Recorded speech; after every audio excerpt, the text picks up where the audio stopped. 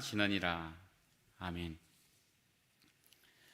잠언은 하나님의 백성들이 하나님의 통치 가운데 어떻게 살아야 하는지를 잘 가르쳐 주고 있습니다.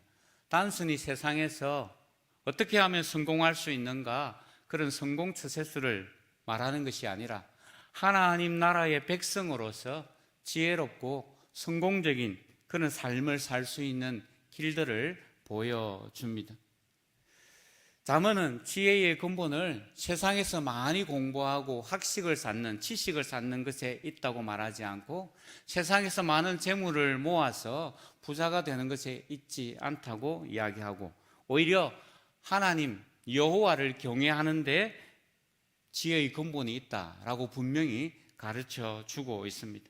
하나님을 알고 하나님의 뜻을 깨닫고 그분의 말씀을 따라, 그분의 명령하신 말씀의 원리를 따라 살아가는 것이 지혜이고 우리가 참된 행복을 누릴 수 있다 말씀하십니다. 잠언 28장은 악인과 선인에 관해서 악인의 삶과 선인의 삶을 서로 대비시켜 설명하면서 성도가 어떤 삶을 살아야 하는지를 우리에게 말씀하십니다. 한마디로 하나님을 경외하는 삶 살아라 말씀하시는 거죠. 바울은 로마서에서 이렇게 말씀하고 있습니다. 우리 속에는 두 가지 마음이 서로 싸우고 있다. 속 사람으로는 하나님의 법을 즐거워하지만 그러나 또 다른 한 법이 내 속에 있어서 자꾸만 하나님의 법과 싸워 죄의 법을 따르게 한다라고 고백합니다. 그래서 육신으로는 너무 연약하여서 그 법과 싸워 이길 수 없지만 예수님 안에 있는 생명의 성령의 법이 하나님이 죄와 사망의 법에서 해방케 하시고 우리에게 승리를 가져다 준다 말씀하십니다. 정말 그렇습니다. 비록 육신을 가진 우리이지만 우리 힘으로는 영으로 영을 따라 살아갈 수 없지만 하나님은 하실 수 있는 것이죠. 그래서 오늘도 우리는 그 하나님을 의지하고 하나님의 도우심을 구하고 주님 앞에 그렇게 나와 있는 것입니다. 육신을 따르며 육신의 일을 생각하는 것은 사망이고 영을 따르며 영의 일을 생각하는 것은 생명과 평안이다. 바울은 그렇게 우리에게 말씀하십니다.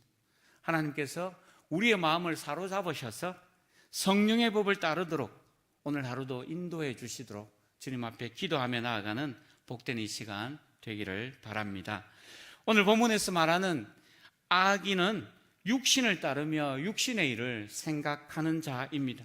한마디로 악인은 욕망을 추구하는 자이죠.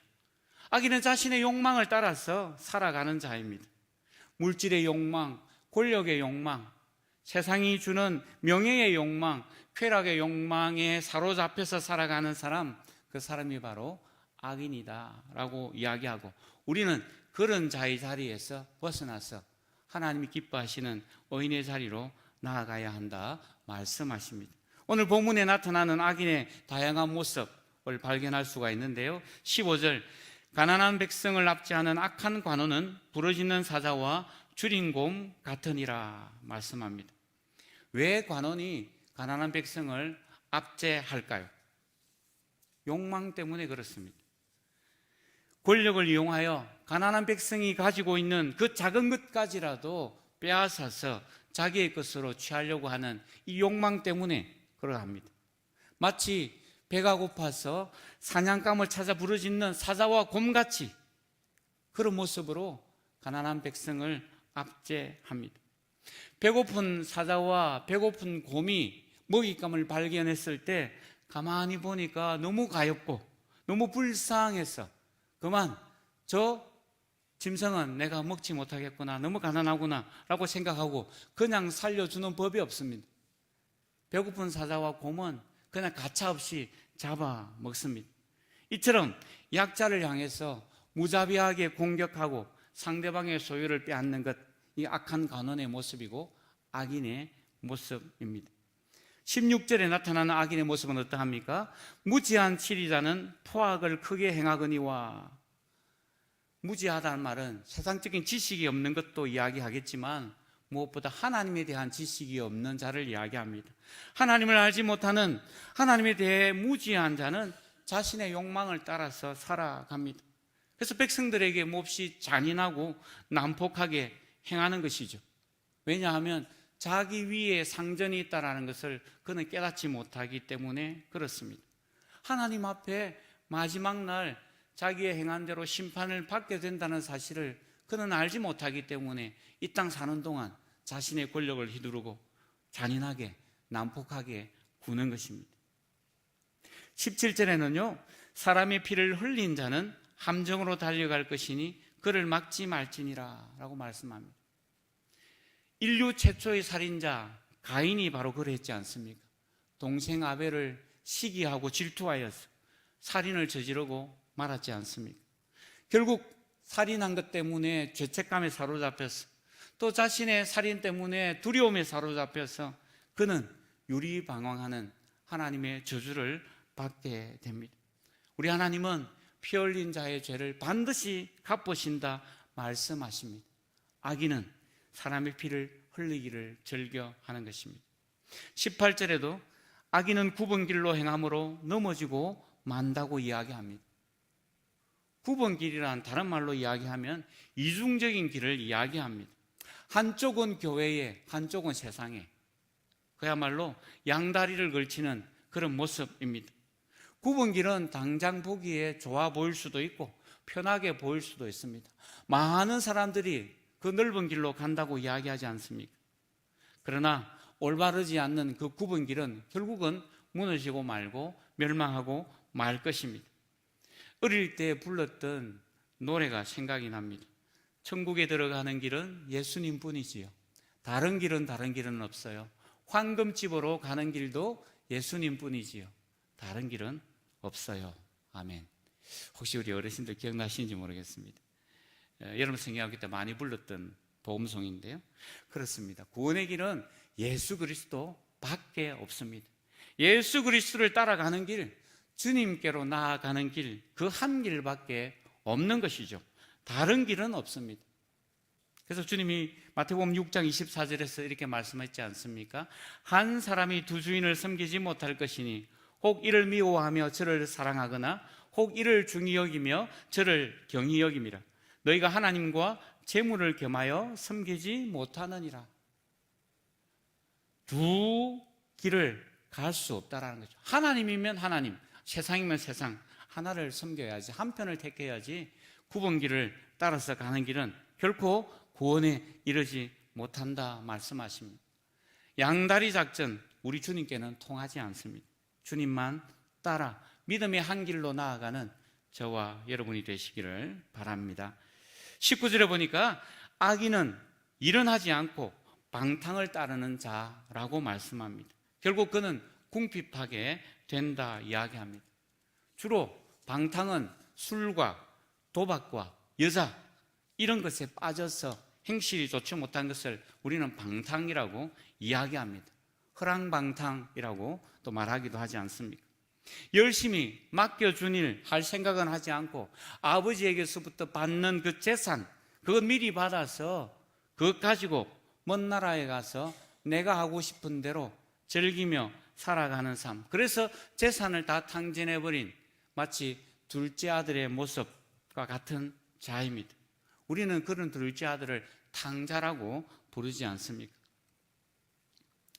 요즘 같으면 복권이나 로또를 사서 그죠? 그렇게 살아가는 모습입니다. 1등에 당첨되기만 하면 내가 이까지 끝 이런 일 하지 않고 살아갈 사람이다. 직장 필요 없어. 그렇게 헛된 꿈을 꾸며 복권과 로또를 사는 사람의 모습입니다. 성실하게 하루하루 직장 다니며 꼬박꼬박 월급 받으며 살아가는 생활이 하찮게 여겨지는 그런 모습인 거죠. 내가 당첨만 되면 그런 헛된 꿈을 꾸며 살아가는 자, 결국 그는 궁핍하게 되고 말 것입니다. 마치 어렸을 때 읽었던 개미와 배짱이 동화처럼 그렇습니다.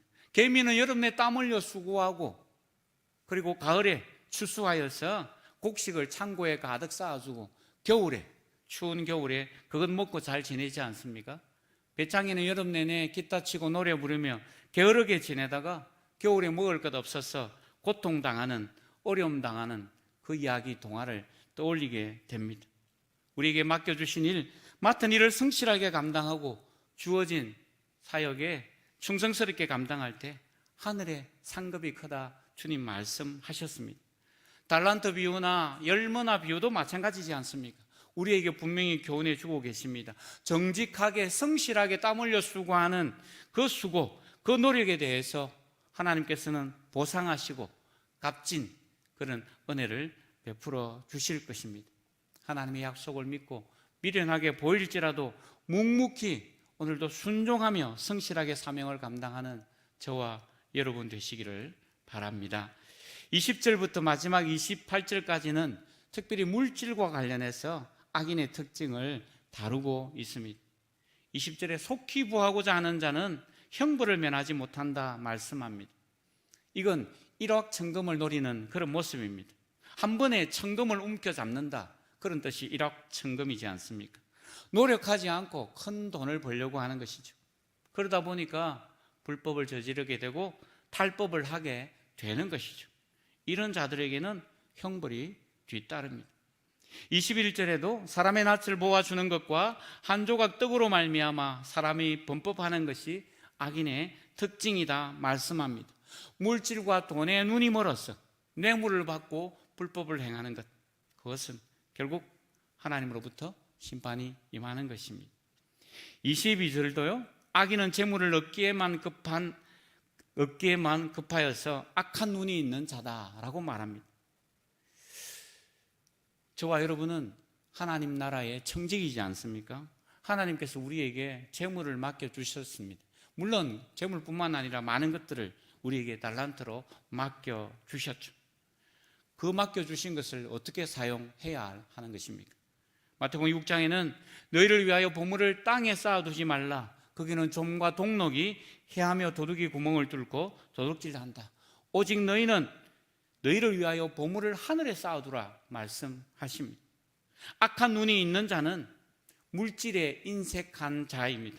재물에 눈먼 자를 말하고 있습니다. 구약 신명기 15장에 보니까 가난한 형제에게 완악하게 하지 말라라고 말씀합니다. 오히려 그에게 필요한 대로 쓸 것을 공급하라, 구워주라, 넉넉히 구워주라 말씀합니다. 궁핍한 형제를 악한 눈으로 바라보며 아무것도 주지 아니하면 그가 너를 여호와께 호소하리니 그것이 너에게 죄가 되리라 말씀하십니다. 가난한 자, 연약한 자, 정말 필요해서 도움을 구하는 자에게 인색하고 아무것도 주지 않는 것, 그게 하나님 앞에 죄가 된다 분명히 말씀하십니다. 내게 주신 물질 주님이 원하시는 대로 주의 일에 드리면 좋겠습니다. 의미 있고 값어치 있는 일에 사용하십시다. 인색하지 말고 넉넉하게 필요한 자들에게 공급하고 나눌 수 있는 그런 하나님의 사람들 되었으면 좋겠습니다. 그것이 바로 하늘의 보물을 쌓는 일이지 않겠습니까? 오늘 하루도 우리 하늘에 보물을 쌓는 복된 하루 되기를 바랍니다. 25절에 보니까 욕심이 많은 자, 그가 바로 악인입니다. 그는 다툼을 일으킵니다. 돈과 재물은 이 땅에서 꼭 필요한 것이지만 과도한 욕심은 다툼을 일으키게 만듭니다. 서로 우애에 있는 형제지간에도 재산 상속 문제 때문에 그만 마음이 상하고 틀어지는 경우를 종종 봅니다. 그런 이야기를 듣습니다. 믿는 성도들은 다를까요? 의외로 비슷한 모습들을 볼 때가 있습니다. 물질에 대한 과도한 욕심이 우리의 신앙을 흔들어 버리는 것 같아서 참 안타깝습니다. 성도 여러분, 자녀들에게 우리 재산을 많이 물려줘야지 이런 생각 버렸으면 좋겠습니다. 오히려 하나님의 나라와 그분의 의를 드러내기 위해서 마음껏 우리에게 주신 것을 사용할 수 있기를 바랍니다. 27절에 보니 가난한 자를 못 본 채 하는 자, 그에게 저주가 크다라고 이야기합니다. 신명기 15장에 나오는 말씀하고 똑같은 부분이죠. 물질에 대한 탐욕 때문에 마땅히 돌봐야 할 가난한 자들, 연약한 자들에 대한 책무를 져버리는 것을 말합니다. 그런 자에게 하나님의 심판이 있다 이야기합니다. 가까이 하면 내가 손해볼 것 같고 만나게 되면 내 물질을 써야 될 것 같고 그럴 때 그만 시선을 돌려버리고 무관심하게 하는 사람, 내가 손해보기 싫어서 가까이 하지 않으려고 하는 사람, 그런 자는 다른 말로 가장 작은 자에게 한 것이 바로 나에게 한 것이라고 말씀하신 예수님의 말씀에 빗대어 볼 때 예수님께 무관심한 자라고 우리는 적용해 볼 수 있는 것입니다.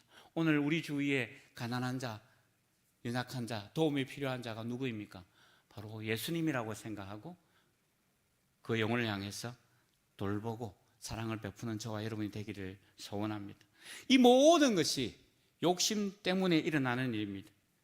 야고보서 기자는 이렇게 이야기합니다. 오직 각 사람이 시험을 받는 것은 자기 욕심에 끌려 미혹됨이니 욕심이 잉태한 적 죄를 낳고 죄가 사망을 낳는다, 장성한 적 사망을 낳는다 말씀합니다. 28절에도 악인이 일어나면 사람이 숨고 그가 멸망하면 의인이 많아진다고 이야기합니다. 욕심에 사로잡혀 살아가는 자가 권력을 잡으면 백성들이, 선량한 사람들이 숨습니다. 지혜자는 숨어버립니다. 물질에 대한 욕심 때문에 언제 폭발할지 모르기 때문에 그런 거죠. 그 외에도 23절에 혀로 아첨하는 자가 바로 악인이라고 이야기합니다. 입에 발린 말, 듣기 좋은 말만 하는 것, 그거는 관계에 있어서 치명적입니다. 나라가 망하고 왕조가 무너지는 것, 주로 보면 왕의 주위에 아첨꾼들만 모여 있을 때 그렇게 됩니다. 충신은 바른 말, 직언을 합니다. 엘리 제사장이 자식들 잘못된 길로 갈 때 그가 바르게 훈계하고 바르게 가르쳐야 하는데 책망하지 않습니다.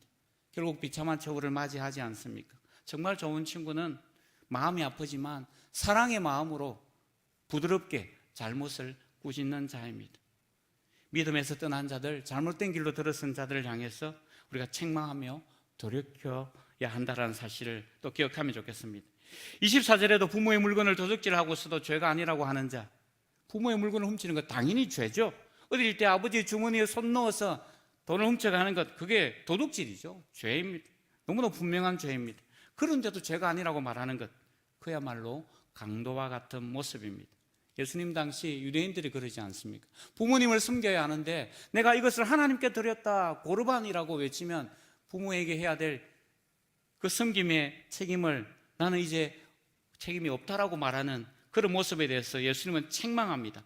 하나님께 드렸기 때문에 이제 부모님을 섬기지 않아도 된다라는 말, 그것은 핑계다라고 하시면서 내 부모를 공경하라고 말씀하셨습니다. 이 아침에 우리가 주님께 기도하면 좋겠습니다. 탐욕에 사로잡혀 물질의 노예로 살지 않게 해달라고 기도합시다. 이 땅의 지도자들이 욕망에 사로잡혀서 살지 않고 성실과 정의로운 자들로 그렇게 백성을 다스리는 그런 지도자 되게 해달라고 기도하고요. 5달란트, 2달란트 받은 종처럼 작은 일이라 할지라도 충성되게 행함으로 복을 누리는 지혜로운 자가 되게 해달라고 기도하는 이 아침이 되기를 바랍니다. 우리 주님 같이 기도하겠습니다. 하늘에 계신 우리 아버지, 아버지의 이름을 거룩하게 하시며 아버지의 나라가 오게 하시며 아버지의 뜻이 하늘에서와 같이 땅에서도 이루어지게 하소서. 오늘 우리에게 일용할 양식을 주시고 우리가 우리에게 잘못한 사람을 용서하여 준 것 같이 우리 죄를 용서하여 주시고 우리를 시험에 빠지지 않게 하시고 악에서 구하소서. 나라와 권능과 영광이 영원히 아버지의 것입니다. 아멘.